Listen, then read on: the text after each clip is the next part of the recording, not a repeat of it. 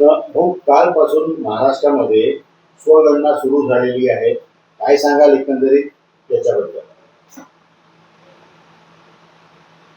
आपले पंतप्रधान नरेंद्र मोदीजींनी या संपूर्ण भारतामध्ये जनगणनेची त्यांनी घोषणा केली होती आणि त्या अनुषंगाने महाराष्ट्रामध्ये 1 मे ते 15 मे पर्यंत जनगणनाची प्रक्रिया आता सुरू झालेली आहे.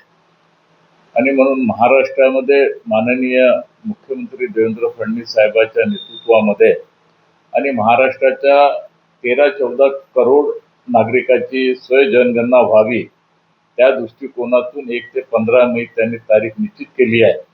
सगळ्या नागरिकांनी याच्यामध्ये भाग घ्यावा. यानंतर 15 तारखेच्या नंतर संबंधित अधिकारी सगळ्यांच्या घरी घरी जाऊन त्याची जनगणना करणार आहे, त्याचे सगळे फॉर्म भरून घेणार आहे आणि म्हणून सगळे जातीनिहाय त्याच्यामध्ये त्याचा समावेश त्या ठिकाणी होईल अशा प्रकारची ही जनगणना आहे.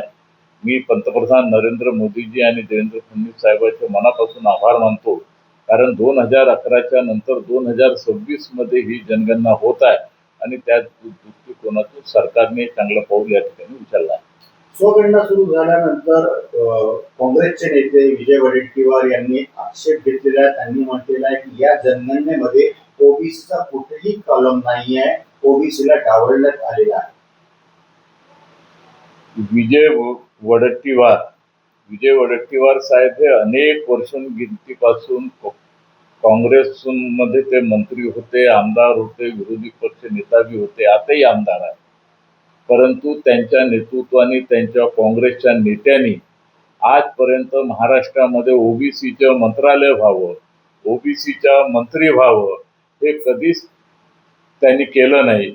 आणि म्हणून महाराष्ट्राचे मुख्यमंत्री देवेंद्र फडणवीस साहेब जेव्हा पहिल्यांदा मुख्यमंत्री झाले आणि त्यांनी महाराष्ट्रामध्ये ओबीसीच्या मंत्रालयाची घोषणा केली, त्यात ते विभाग त्यांनी बनवलं, मंत्री सुद्धा ओबीसीचे मंत्री सुद्धा त्या ठिकाणी झाले. स्वतः विजय वडेट्टीवार मागच्या उद्धव ठाकरे सरकारच्या नेतृत्वामध्ये स्वतः हे ओबीसीचे मंत्री होते. त्यांनी तरी सांगावं का एक तरी काम ओबीसीच्या संदर्भात त्यांनी आपल्या कारकिर्दीमध्ये केला आहे का? विजय वडेट्टीवार म्हणजे हा कागजी घोडा आहे. यांनी आजपर्यंत जेवढे आरोप लावले असतील, तुम्ही ऑफ द रेकॉर्ड त्यांचे वर्षन पहा, आजपर्यंत त्यांनी पुरावेसहित एक बी त्यांनी आरोप सिद्ध करून दाखवले नाही, एक बी आरोप त्यांच्या सिद्ध झाले नाही. हे कागजी घोडेवाले नेता आहे आणि म्हणून काँग्रेसची जी परंपरा चालू आहे त्या परंपरेचं ते पालन विजय वडेट्टीवार आरोप प्रत्यारोपाच्या माध्यमातून करत राहतात. आणि खऱ्या अर्थाने तुम्ही पाहिलं असेल तर देशाचे पंतप्रधान नरेंद्र मोदीजी आणि महाराष्ट्रामध्ये देवेंद्र फडणवीस साहेबांच्या नेतृत्वामध्ये ओबीसीचं इतकं काम झालेलं आहे, ओबीसीच्या मुलाले न्याय देण्याचं काम झालेलं आहे, ओबीसीच्या मुलाले ज्या भागामध्ये शिक्षण करण्याकरता जातात तिथं हॉस्टेल देण्यात आलेलं आहे. अनेक प्रकारची व्यवस्था अगर हे कोणी केली असेल तर फडणवीस साहेबांच्या माध्यमातून या ठिकाणी झालेली आहे. काँग्रेसनं सतत याच्याकडे दुर्लक्ष केलं, मतच घेण्याचं काम यांनी केलं आणि म्हणून वडेट्टीवाराच्या या बोलण्याला कोणी काही महत्व त्या ठिकाणी देत नाही. त्यांनी असंही म्हटलेलं आहे की पंतप्रधान स्वतः ओबीसी असून ओबीसींना डावलत आहे.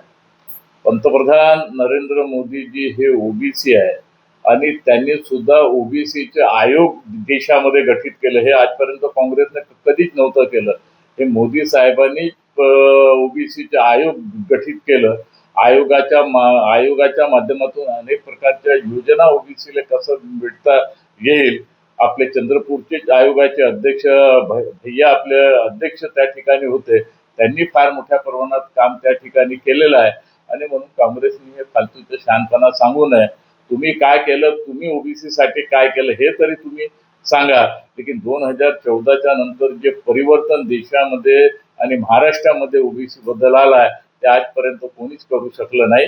आणि म्हणून वडेट्टीवार जे म्हणतात ते खोकणारबाजी मारून काँग्रेसची परंपरा आहे, ही खोकणाळ मारण्याने लोकाले कसं गुमराह करता येईल हाच एक उद्योगधंदा त्यांनी चालवला आहे. आणि म्हणून वडेट्टीवाराच्या बोलण्याला काही अर्थ त्या ठिकाणी नाही.